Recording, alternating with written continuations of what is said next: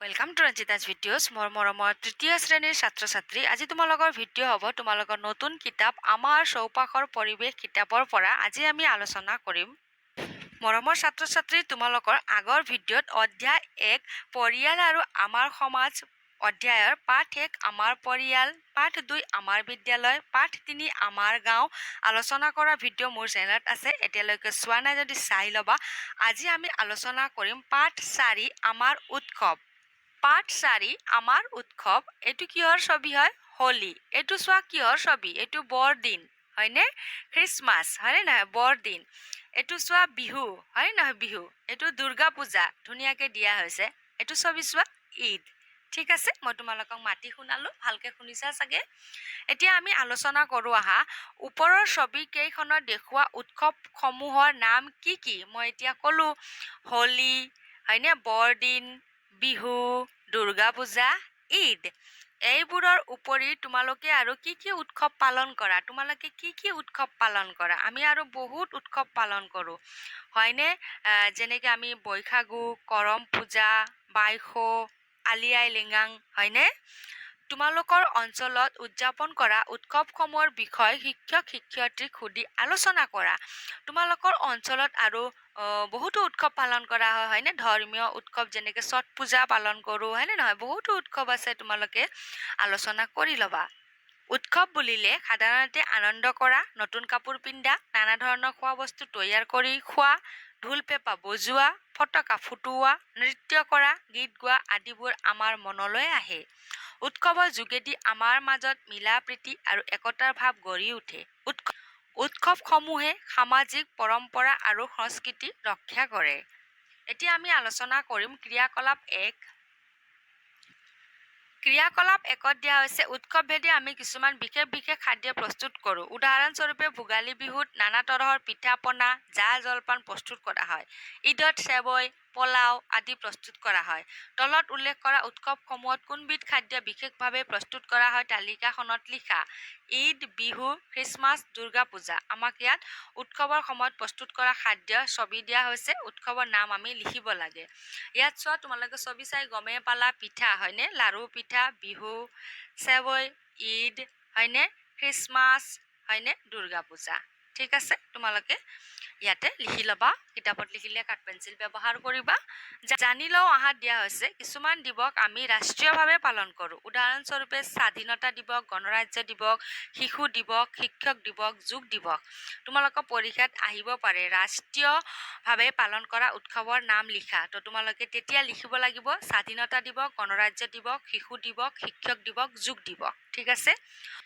ইয়াত চোৱা মহৎ লোকৰ জন্মৰ পবিত্ৰ দিনটো জন্মোৎসৱ আৰু মৃত্যুৰ দিনটো তিৰুভাৱ তিথি হিচাপে পালন কৰা হয় উদাহৰণস্বৰূপে শংকৰদেৱৰ জন্মদিনটো জন্মোৎসৱ আৰু মৃত্যুৰ দিনটো তিৰুভাৱ তিথি গুৰু নানকৰ জন্মদিনটো গুৰু পৰ্ব গান্ধীজীৰ জন্মদিনটো গান্ধী জয়ন্তী হিচাপে পালন কৰা হয় তোমালোকে জানাই বিদ্যালয়ত শংকৰদেৱৰ জন্ম উৎসৱ হয়নে মানে জন্মৰ পবিত্ৰ দিনটো জন্ম উৎসৱ আৰু মৃত্যুৰ দিনটো আকৌ কি হ'ব তিৰুভাৱ তিথি জন্ম উৎসৱ আৰু মৃত্যুৰ দিনটো তিৰুভাৱ তিথি হিচাপে পালন কৰোঁ বহাগ বিহু মাঘ বিহু কাতি বিহু আলি আই লৃগাং বাইশো বৈশাগু কৰম পূজা আদি কৃষিৰ লগত জড়িত উৎসৱ আমাৰ কৃষিৰ লগত জড়িত উৎসৱৰ নাম লিখিবলৈ আহিলে তোমালোকে এইবিলাক লিখিব লাগিব দুৰ্গা পূজা সৰস্বতী পূজা বৰদিন ঈদ ফাটিহা ঈদ দুৱাজ দহম আদি ধৰ্মৰ লগত জড়িত উৎসৱ ধৰ্মৰ লগত জড়িত উৎসৱৰ নাম আহিলে আমি এইবিলাক উৎসৱৰ নাম লিখিব লাগিব এতিয়া আমি আলোচনা কৰিম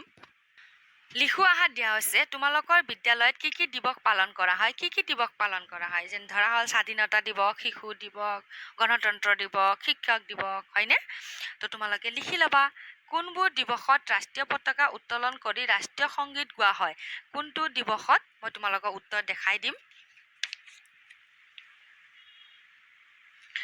ইয়াত চোৱা স্বাধীনতা দিৱস আৰু গণৰাজ্য দিৱস ঠিক আছে তোমালোকে উত্তৰ লিখি ল'বা এতিয়া চোৱা ভাৰতৰ ৰাষ্ট্ৰীয় সংগীতটো গোৱাৰ সময়ত আৰু গীতটো গোৱা শুনিলে আমি থিয় হৈ সন্মান জনোৱা উচিত ভাৰতৰ ৰাষ্ট্ৰীয় সংগীতটো 52 ছেকেণ্ডৰ ভিতৰত পৰিৱেশন কৰিব লাগে আমাক ইয়াত সময় দিয়া হৈছে সেই সময়তে আমি পৰিৱেশন কৰিব লাগিব কিছুমান উৎসৱ ঠাই বিশেষে পালন কৰা হয়। মৰিগাঁও জিলাৰ জাগিৰোডৰ ওচৰত জোনবিল নামৰ এখন বিল আছে। এই বিলৰ পাৰত তিৱা লোকসকলে মাঘৰ উৰুকাৰ পাছৰ বৃহস্পতিবাৰৰ পৰা আৰম্ভ কৰি একেৰাহে ৩ দিন ধৰি এখন মেলা পাতে। এই মেলাখন জোনবিল মেলা নামেৰে জনাজাত। এই মেলালৈ লোকসকলে বিভিন্ন কৃষিজাত আৰু ঘৰুৱাভাৱে উৎপাদিত সামগ্ৰী লৈ আহে। এই সামগ্ৰীসমূহ টকা পইচাৰে কিনা বেচা নকৰি বস্তুৰ সলনি বস্তুৰে আদান প্ৰদান কৰা হয়। এনেদৰে বয় বস্তু আদান প্ৰদান কৰা প্ৰথাকে বিনিময় প্ৰথা বোলে। জোনবিল মেলাৰ বিষয় শিক্ষকৰ পৰা বহলভাৱে জানি ল'বা। জোনবিল মেলা তোমালোকে জানি ল'বা, ঠিক আছে। মৰিগাঁও জিলাৰ জাগিৰোডৰ ওচৰত জোনবিল নামৰ এখন বিল আছে। সেই বিলতে মেলা হয় কাৰণে জোনবিল মেলা বুলি কোৱা হয়। হয়, তাত কি কি কৰা হয় ইয়াত ধুনীয়াকৈ দিয়াই হৈছে, তোমালোকে বুজিয়ে পাইছা চাগে। প্ৰকল্প মানে প্ৰজেক্ট দিয়া হৈছে।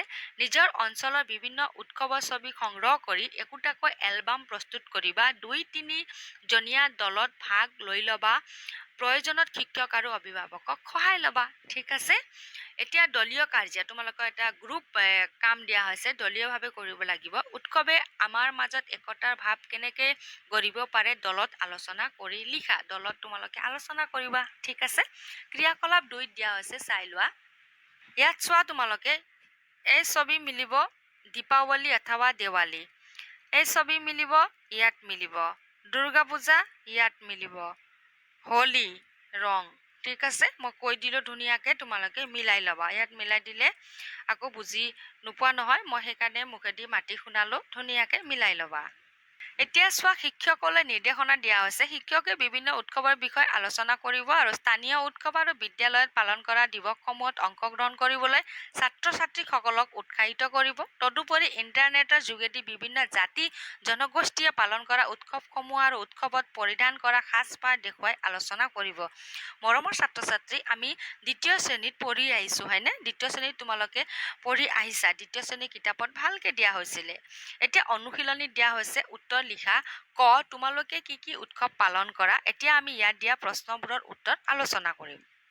কৰ প্ৰশ্ন, তোমালোকে কি কি উৎসৱ পালন কৰা? কি কি কৰা? বিহু, ঈদ, আলি আই লৃগাং, তোমালোকে লিখিব পাৰিবা। আমি পঢ়িতো আহিছোঁৱে, হয়নে? খ প্ৰশ্ন, ইছলাম ধৰ্মাৱলম্বী লোকসকলে পালন কৰা উৎসৱবোৰৰ নাম কি কি? ঈদ আৰু ফাতিহা ই দুৱাজ দহম, ঠিক আছে। গ প্ৰশ্ন, খ্ৰীষ্টান ধৰ্মাৱলম্বী লোকসকলে পালন কৰা প্ৰধান উৎসৱটোৰ নাম কি? বৰদিন।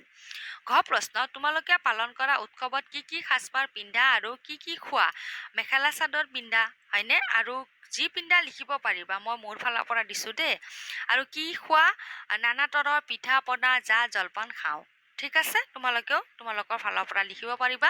প্ৰশ্নৰ লগত উত্তৰ কেনেকৈ মিলাই লিখে মই আগতে বুজাই দিছোঁ, তোমালোকে ঠিক তেনেদৰে মিলাই লিখিবলৈ যত্ন কৰিবা। এতিয়া আমি আলোচনা কৰিম ২ নং প্ৰশ্ন, ধৰ্মৰ লগত জড়িত 2টা উৎসৱৰ নাম লিখা। ধৰ্মৰ লগত জড়িত 2টা উৎসৱৰ নাম লিখা বুলি প্ৰশ্ন আছে। উত্তৰ দুৰ্গা পূজা আৰু বৰদিন। ৩ নং, খেতিৰ লগত জড়িত 2টা উৎসৱৰ নাম লিখা। বহাগ বিহু, কৰম পূজা। ৪ নং, বিদ্যালয়ত পালন কৰা উৎসৱসমূহৰ নাম লিখা। শিশু দিৱস, শিক্ষক দিৱস, যোগ দিৱস, স্বাধীনতা দিৱস, গণৰাজ্য দিৱস। আমি পঢ়ি আহিছোঁ, তোমালোকে লিখিব পাৰিবা, ঠিক আছে। 5 নং প্ৰশ্ন, তুমি ভাল পোৱা এটা উৎসৱৰ বিষয়ে 5টা বাক্য লিখা। তুমি কি উৎসৱ ভাল পোৱা? ধৰা হ'ল বিহু, হয়নে? যি উৎসৱ ভাল পোৱা তোমালোকে 5টা বাক্য লিখিবা। 1 নং, উৎসৱসমূহে সামাজিক পৰম্পৰা আৰু সংস্কৃতি ৰক্ষা কৰে।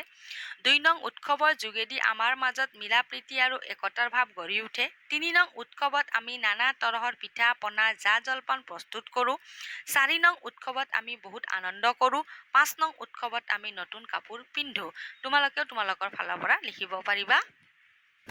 6 নং প্ৰশ্নত দিয়া হৈছে, আমাৰ দেশৰ ৰাষ্ট্ৰীয় সংগীতটো গাওঁতে কিমান সময়ৰ ভিতৰত গাব লাগে? আমি পঢ়ি আহিছিলোঁ, হয়নে? উত্তৰ ইয়াতে আছে, চাই ল'ম।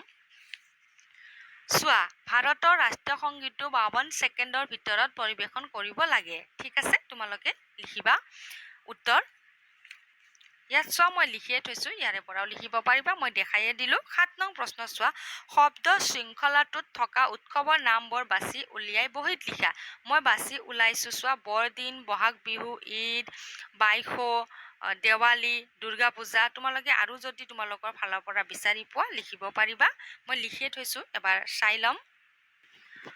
বৰদিন বহাগ বিহু ঈদ বাইশু দেৱালী দুৰ্গা পূজা ঠিক আছে তোমালোকে এনেকৈ বহীত লিখি ল'বা নিজৰ উত্তৰ বহীত আশা ৰাখিছোঁ মৰমৰ ছাত্ৰ ছাত্ৰী তোমালোকে আজিৰ ভিডিঅ' বুজি পাইছা বুলি নতুনকৈ আহিছা যদি চেনেল ছাবস্ক্ৰাইব কৰি থৈ দিবা নতুন নতুন ভিডিঅ' নটিফিকেশ্যন পাই থাকিবা আজিৰ কাৰণে ধন্যবাদ আকৌ লগ পাম আমি নতুন ভিডিঅ'ত